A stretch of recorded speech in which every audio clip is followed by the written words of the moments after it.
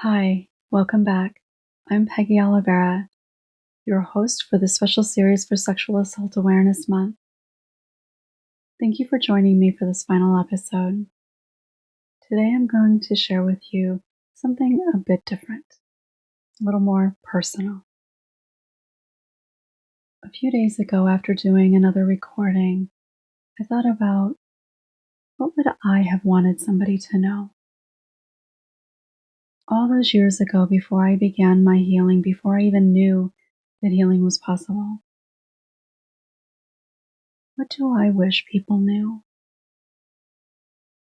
People close to me and society, because how society views things, how people in society talk about things, has an impact on each of us and what we think, what we believe. I woke up very early in the morning. That's a thing that's happening a lot these days. And I found myself thinking about, what do I wish I would have known? So I grabbed my phone and hit record. I wish I had known. I wish my doctor had known that my debilitating leg pain wasn't just growing pains, but instead a severe tightness in my muscles and fascia because of the tension that I held in my hips. I lived with that pain for much of my life, long beyond any growing pains would have been there. But I had no idea that that's what it was. I just accepted that I was going to have that leg pain throughout my life. That is until I went to a chiropractor after having a really bad pain and not being able to bend over very well. And he ended up doing a stretch with me. So the pain was not the normal leg pain that I had been having, but it was different, and it felt more in like the sciatica area and in my low back. And he did a stretch with me, and it did not feel good, but it made such a difference. And I told him about my leg pain because it was always right up in my groin, almost exclusively on the right side, occasionally on the left, but much more significantly on the right.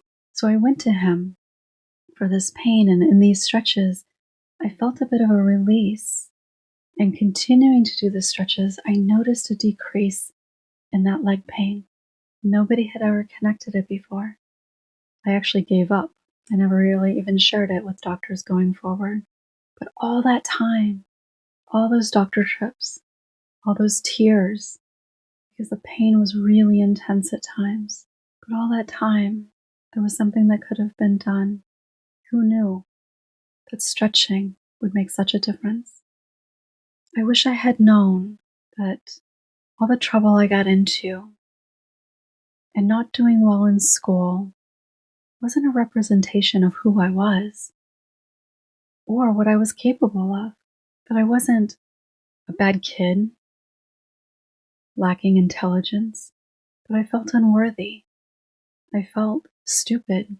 And then, of course, the reactions I got when getting in trouble or not doing well in school, well, there was my proof. There was my proof that I was just a bad kid and would never amount to anything. I believed that. I believed it with everything in my being, which is part of the reason I ended up dropping out of high school at the age of 16. I wish I had known that becoming sexually active at a very early age, that wasn't truly about being a slut. It's a name I used for myself, and it's a name that others did too. But it was because I didn't believe that I had a right to say no. My abuse taught me that, even without ever having to have tried to say no, because it doesn't matter if you do or not.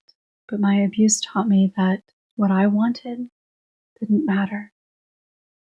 In fact, that the only real value I had revolved what people could take from me.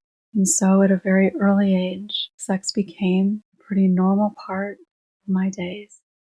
I wish I had known that the abuse was not my fault and that it wasn't punishment for being bad, for doing bad things, or simply just being a bad person, because that's what I believed. Although I wasn't religious, I didn't grow up in a religious home. Religion is so much a part of the fabric of our society that I still believed that somehow God was punishing me because I was bad, that I, as a child, was just inherently bad. And of course, when you believe this about yourself, you tend to not have or allow yourself to have dreams and aspirations for a good and healthy life. So you settle. You might even find yourself choosing or creating situations that will reinforce that good life out there that is available to other people, well, it will never be available to you. I wish I had known. My shyness wasn't a character flaw, but instead a fear of being seen and believing that I was unworthy. I got comments all the time when I was a kid about how shy I was, and I was. That may be a little hard to believe now, but I was terribly shy. I would rarely speak around people. I would rarely look at people, which meant that it was hard to engage with people.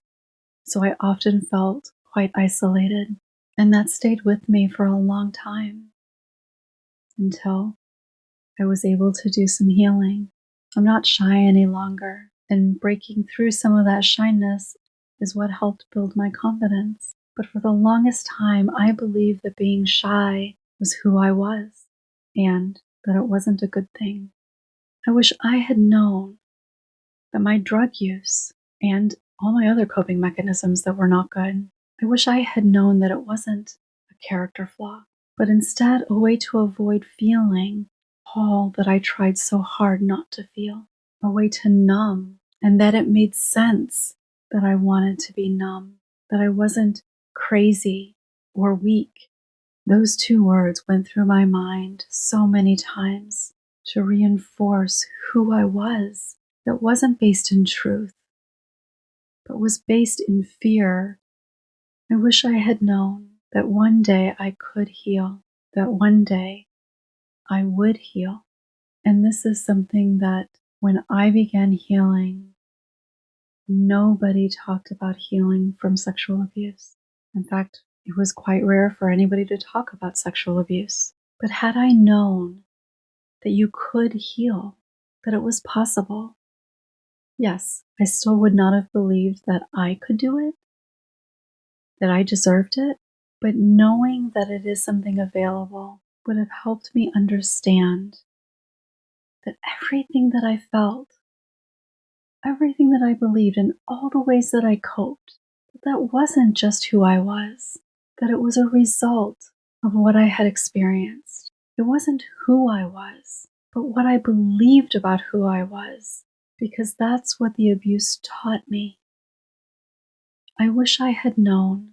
I wish that I would have been able to believe that I was lovable, that I was worthy and deserving of a life that I could never have been able to imagine possible for myself. And that one day, even though it would be incredibly scary, that I would let someone in. And by doing that, that I'd be able to truly feel and know the warmth and acceptance of love and connection. Thank you for listening. I'd love to hear your thoughts, your reactions and comments about this episode and the whole series. If you'd like to be a part of changing the conversations, dismantling the myths and stereotypes, please share. Begin those conversations. Together, we can do this.